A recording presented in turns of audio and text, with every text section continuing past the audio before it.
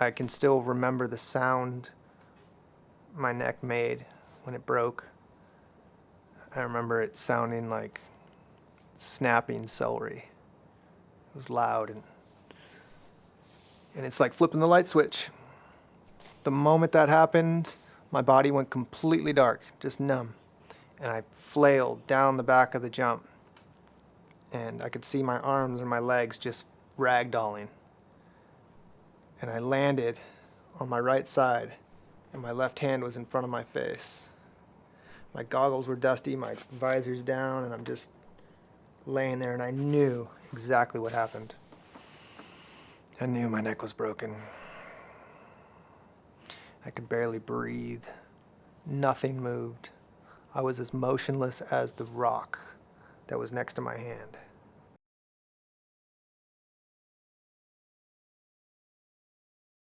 I was with the friends. We left the bar. It was last call.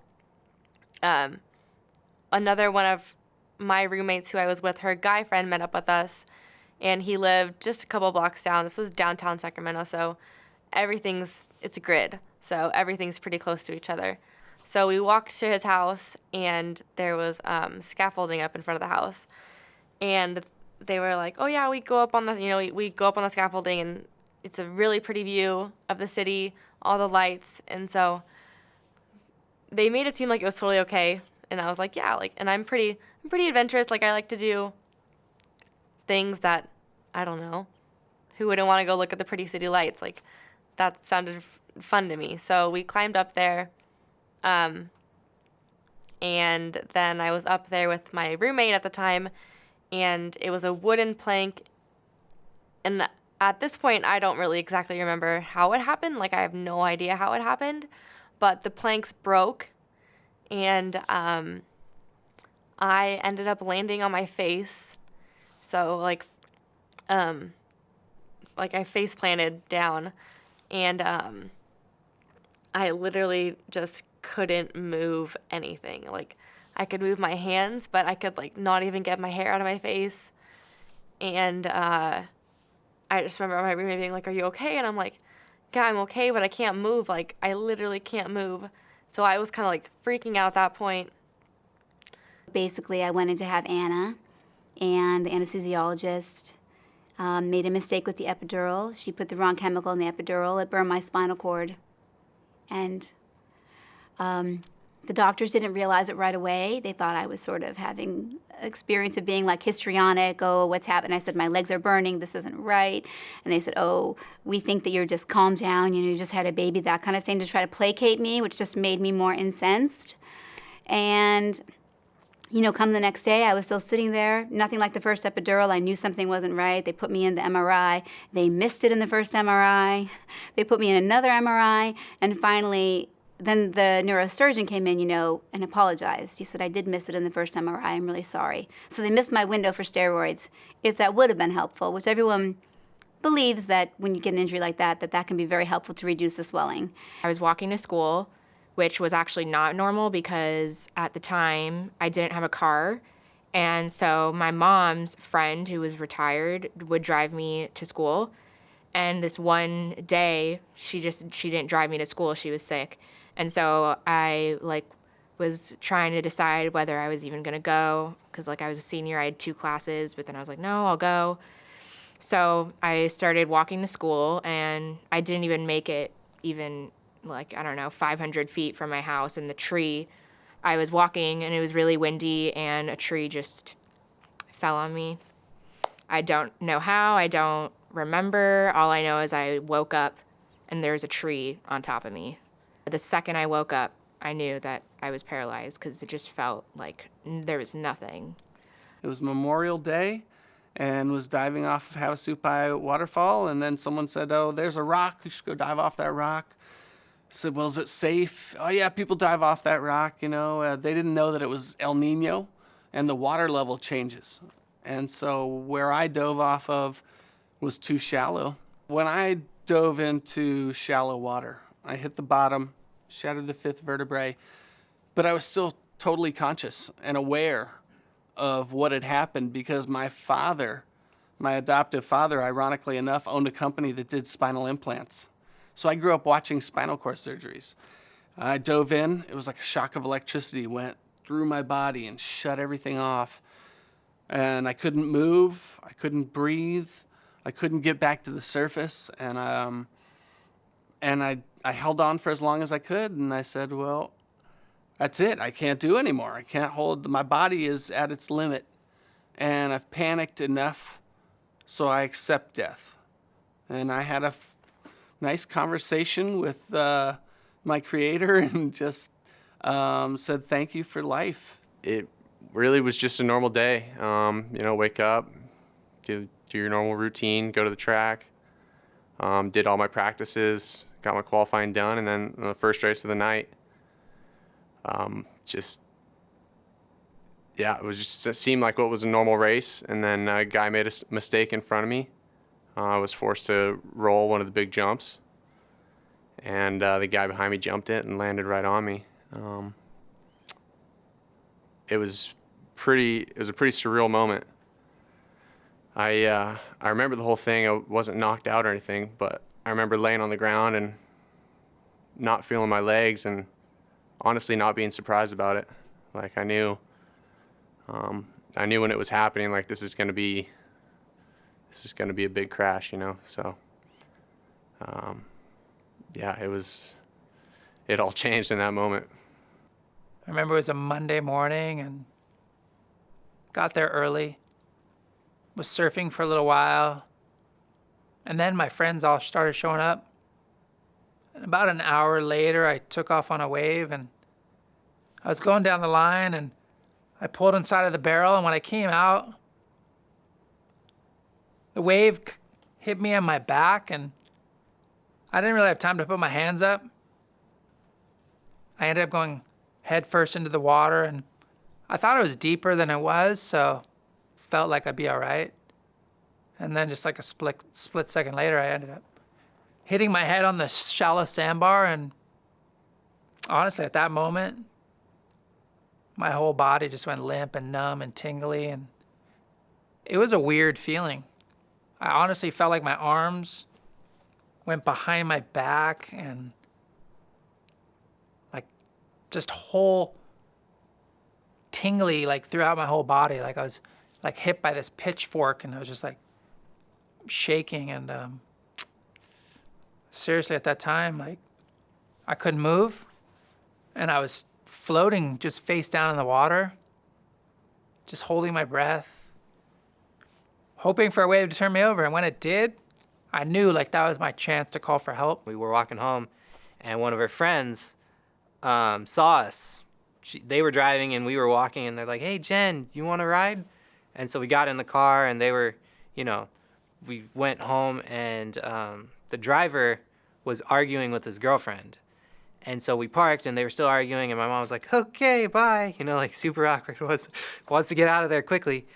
And so we got out of the car, and in the time it took us to get out of the back left door and walk around the back of the car, the guy forgot we were there.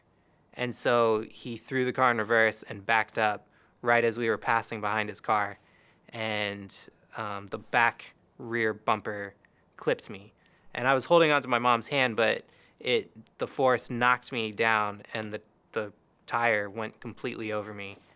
And so it was a bystander that saw the whole thing happen that came over and lifted the car enough so my mom could pull me out. And when she pulled me out, I was already gone. I was turning blue. I wasn't breathing, wasn't making a noise. And it was another witness who ran over. He saw the whole thing happen out of his bedroom window. And so he ran across the street and gave me CPR and mouth-to-mouth and revived me and kept me stable until the paramedics came.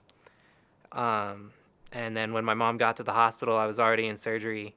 And after surgery, they took her to this room and told her, so he's alive, but he's sustained a C4 or 5 incomplete spinal cord injury, and he's never going to be able to move anything below the neck again. I was 14 months old. I remember that day vividly. I remember waking up with the sun on my face. I remember excited about the new bike that I was riding. I remember the coffee that morning, excited to get to the shop. I had nobody to ride with. My mechanic wasn't there. The bike was just rebuilt, and I needed some gas for the bike. And there was an old can of gas sitting up on the shelf, and I knew it was bad. I knew it had been sitting there for a while, but I needed it. I needed to go ride this thing. And knowingly, I pulled that stuff off the shelf, and I filled the bike up with it and went on about it, went out to the track. I remember a little superstitious back then. I put my left boot on first, my right knee brace, going through all those motions. It's kind of a ritual. Jumping out of the back of the truck, riding the bike. And I remember the bike running like crap. There was a young girl that was there with me that I just took to, be with me and take lap times, and so I wasn't alone. I knew that much. And I just remember coming through this really nice left-hand corner. There was a rut and a really rough straightaway up to a big step up. Third gear pinned on a 125, so 80 plus feet. And I'd been hitting it, for 20 minutes before that. Every lap, no problem. But right as I hit the lip this time, the bike was like, and it bogged, meaning like the engine almost seized, stopped running. And what that did was it kicked me over the handlebars. And I remember flying through the air, stepping over the front of the bike, and I was worried about breaking my femur. I had new knee braces on, so I thought, if I'm gonna land on my feet from this high, I'm gonna snap my femur. But I kept over-rotating in the air, and momentum had me head down, face down. I was so excited. I had such a great summer playing basketball. I felt like I was at the top of my game. I was playing in a basketball tournament at LA Baptist High School, and I was coming on the wing and took a couple dribbles, came up to lay the ball up. A defender came in front of me. I brought the ball down. My legs got taken out from underneath me from being low-bridged. I laid the ball up, fell on my back. I made the layup, which was great because that would have made my story kind of lame. But anyways, I made the layup, went back on defense, and I was super ecstatic because I was playing really well. I ended up getting all tournament team, so I was really, really pumped. But my mom, my dad, my brother, my coach, they were all concerned about that fall because it made a loud smack. So anyways, it's around like December, and we ended up going to another high school basketball tournament at Calabasas High School. And I remember warming up, and I was like, man, my back is just killing me. I don't know what's going on, but it just was absolutely horrific. And in the game, I'm like bringing the ball up because I was our point guard, and I just started getting horrible, horrible pain in my back, and I wasn't able to like run. It was Memorial Day. We ran up to Pirates Cove, and we're hanging out up there, having a good old time. And then, I decided, hey, we're playing horseshoes up on the beach, and it got hot. So I was like, I want to jump off the boat and jump in the water. I forgot we were in shallow water, so when I jumped off the boat, I hit the bottom, instantly broke my neck, and sat there floating in water probably for like a minute before I was actually face down in the water, and for like a minute before someone came and got me. I was coming home from hanging out with friends on a Sunday afternoon. As I was driving home, I had my bag on my passenger seat of my car, and my cell phone rang.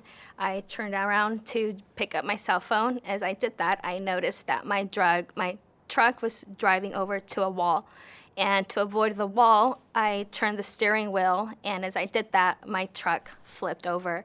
And the last words I said were, "Oh, fuck." I knew that something was bad, and that I blacked out. I remember waking up at the hospital hours later, doctors around me asking me, touching me, if I was able to feel things.